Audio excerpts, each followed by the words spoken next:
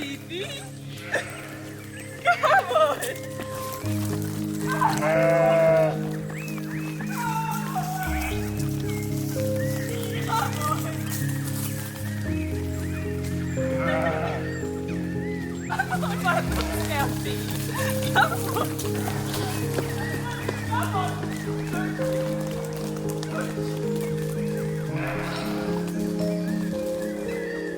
The mountains stand still above, the seasons washing over their cliff faces. Spring's soft sun turns into summer's vibrant waterfalls. The wet season arrives with full force. At this time of intensity, we appreciate more than ever the rare sunny days between torrential rain. We've been continuing to try to get our art studio build watertight as huge storms continue to flood our worksite. This is storm season, so normally at this time of year we get hot, humid, sunny days that build up to a big storm at night. This year though, it's been wild. The storms are massive and the rain is sticking around for ages. We have had more than 5 floods already just in the past few weeks. It hasn't been great for our studio build and the worksite keeps getting flooded. We're really struggling to get the jobs done when we have so much maintenance to keep up with after the storms just throw roads and trees fall everywhere. The goats constantly sneaking in doesn't help either. They love to jump all over everything and eat all of the houseplants.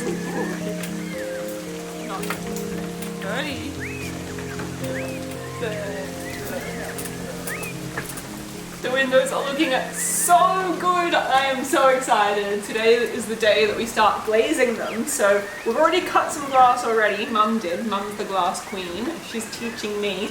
And then we're just going to start putting them all in and glazing them in. And then we've got windows. It's a very slow and repetitive process, and it feels like we've been doing nothing but window glazing forever. But the simplicity of completing a simple task is sometimes so satisfying. Learning and understanding the process of restoring something from start to finish. At the moment, it feels like it's either 30 degrees, pressing humid heat, or it's torrential rain. And honestly, both conditions aren't ideal for building. It's starting to rain, so I'm going to put the tarp back over, but we have to finish, well, we want to finish these ones, so we're going to keep working in the rain. But we've just been working with the weather, doing the outside jobs when it's not raining and relaxing to the sound of rain on the roof when the storms hit.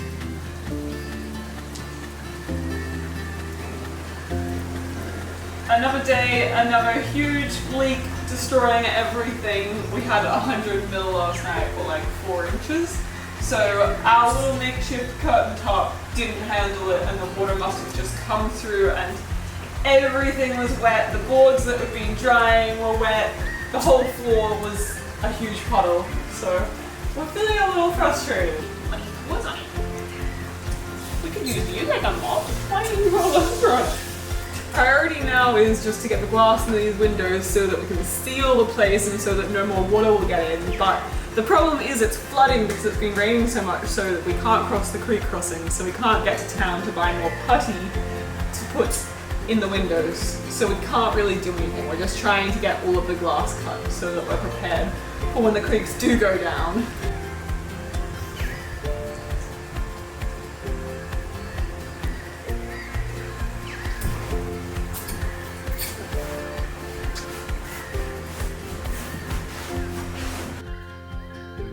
Recently, as we build, learn and discover all these techniques together, I've realised that this is so much a part of my creative process. In the stress of the build, it's easy to just romanticise the future, imagining when this place will be watertight and neat, picturing long days of sewing and painting, and yearning for those days of creativity. But standing back, I see that these long and sweaty days are just as full of inspiration and creativity right now. It's hard work, but all the best projects are.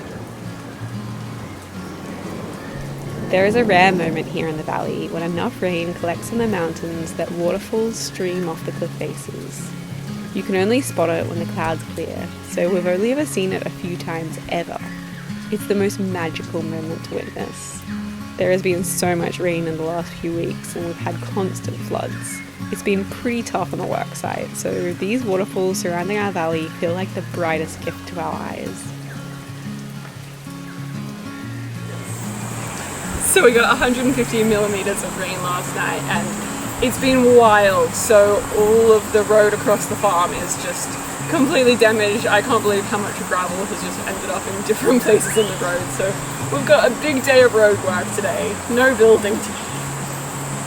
So this is supposed to be one of the many drains that have been completely blocked. So I'm going to dig out all of this so that the water can flow through there, so that the water doesn't flow down the road and take all of the rest of the road away, which we've had a lot of problems with.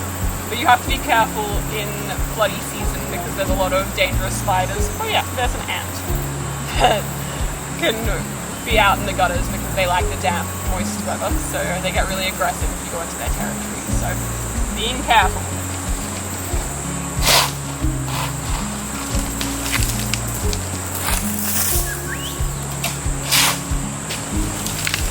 It doesn't help that the humidity is at like 100%, so everyone's so sweaty, it's very hot.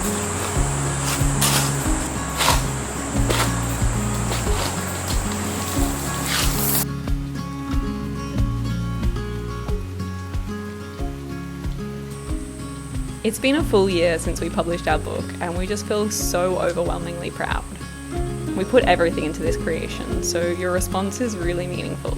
We can't believe that the story of our life here in the rainforest, of connection, creativity and care, has resonated so deeply with so many people. If you haven't already, you can purchase it through the link in our description. It would make the perfect gift for any nature lover or creative.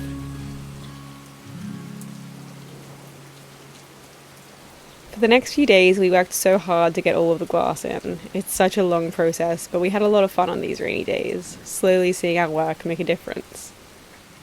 This life means that one day it will be sunny, and the next it might be flooding. We always flow with nature, basking in the light when it's sunny and creating when it's rainy. This is what it means to live with nature, to know that you are not in control of the weather or the seasons, so you should just move within them, appreciating each day for what it is. Then we started painting all of the putty, which was also a long and tiring process. Then we finally finished the windows. The whole time I was almost too busy to look and see how amazing they are. Every detail is so perfect. The shade of green, the way that they frame the view, the old-fashioned turning window, it's all so perfect. I'm so excited to watch through this window as I create, finding inspiration in the shifting view. I think I'll forever look at them and remember the long days spent restoring them from old, wonky, rusty windows into the most glorious windows you could ever imagine. The power of doing something yourself is like nothing else. If we saw these windows a few weeks ago, there is no way that we would have thought that we could have restored them all on our own. So many of the skills that I now know so well after they have been etched so deeply into my aching muscles, I couldn't have even understood then. It feels like such a big moment, cleaning the windows and doing the final step and seeing the beautiful view open up. I can't believe that just a few weeks ago these were just old window frames that were really degrading. And then we've collected scraps of glass, we've fixed them up and they're looking so beautiful and we're feeling really proud. I can't wait until next week. I'm going to challenge myself to build a wall, build a little locked bedroom and maybe a little entrance, a secret door that enters into it. It's going to be fun.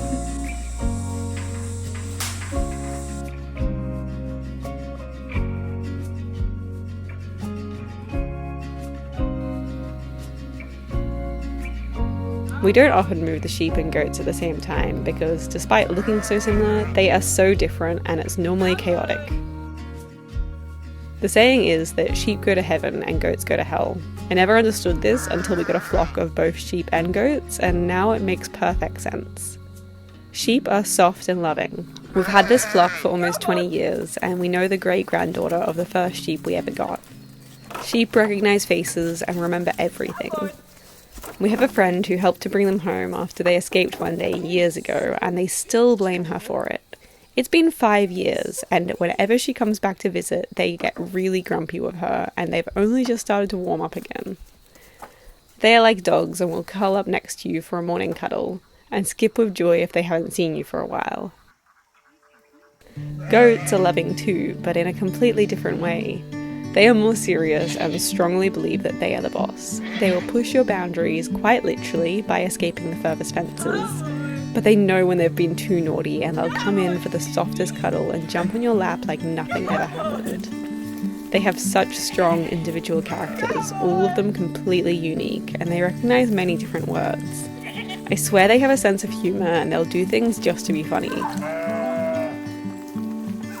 I don't have a favourite, both species are just too unique and I love them all so much, but sheep definitely win Best Behaved award.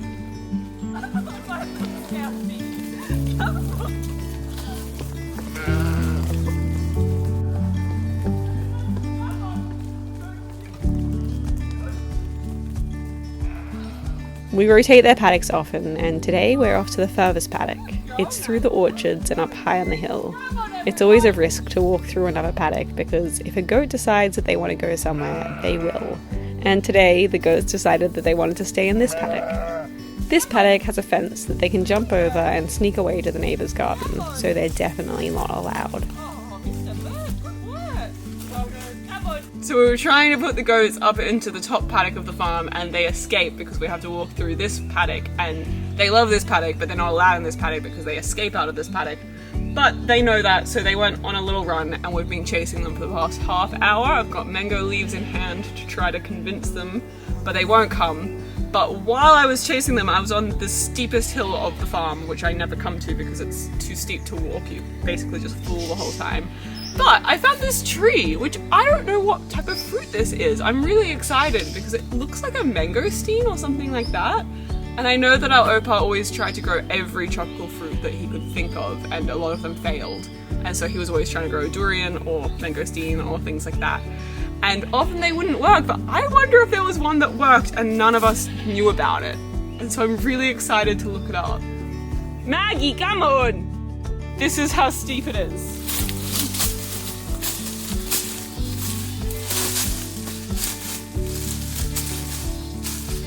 Meanwhile, the sheep are being angels in the paddock that they were supposed to go to. Come on. Come on, I've got Maggie. We did it, we got them. They took probably an hour, but they're all in the paddock now. I'm exhausted and angry.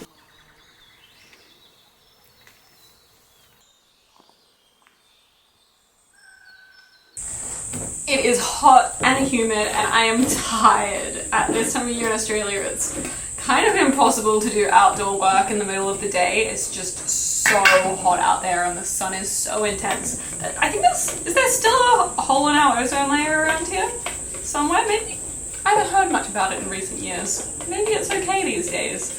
But anyway, it's hot. And I've got all my sun protection on and I'm going to try to paint these doors because I've got a time limit because it's building up to storms tonight, you can tell with the humidity, and if it storms while the paint is wet then all of my work will be wasted, but I have to paint because I've put the etching on already, and I didn't realise but you have to paint within 2 to 24 hours after you etch, so I really have to paint and I really have to hope that the storm won't come in time. From this project, I'm learning that anything is achievable if you can let yourself move slowly. Knowledge is everywhere, and you can learn from just trying, and sometimes failing, but sometimes succeeding. These doors we found secondhand years ago. We moved them across the shed to the entrance, and now I'm painting them our favourite shade of green, matching with all the special details of this place. This colour brightens the space so much. It highlights the rainforest ferns and the summer mist. Do you ever get to that point in the project where you have not that much to go, you're kind of almost at the end, but also you realise that you have a lot to go? I feel like I'm at that point, so I'm going to try to tick as many things as I can off my list, starting with maybe painting this, or maybe actually over there. If you want an idea on how fast things grow here in summertime, this ladder we were using outside for the scaffolding for these windows for like, I want to say the last 2 weeks maybe? This vine in that time has grown over it and up to the top. That's how fast.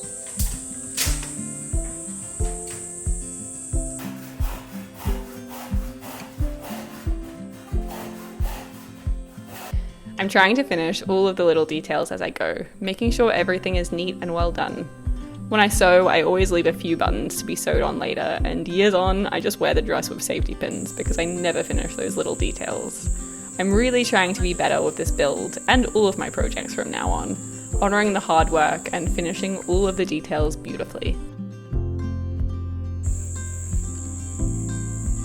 Because the shed is made from 1,000 different scraps of metal, they are all different colours and textures. To clean things up a little, I'm painting the messy parts this grey-green colour. I love the Australian shed look with the rusty corrugated iron, so we're leaving all of those details but trying to match the other colours more to this natural rusted tin. The ducks live pretty far away, up on the ridge, so when they arrived I was pretty surprised that their tiny little legs could carry them this far. It's the cutest ragtag team of 3 different breeds of ducks that don't normally hang out, and 1 rooster who was a bit of a loner. Happy the duck was definitely the initiator. She will do anything for a cuddle.